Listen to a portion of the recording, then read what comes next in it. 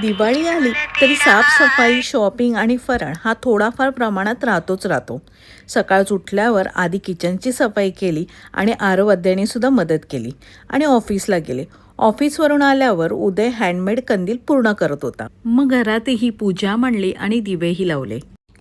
आता वसुबारस याचा अर्थ वसू म्हणजे गाय आणि बारस म्हणजे 12वा दिवस.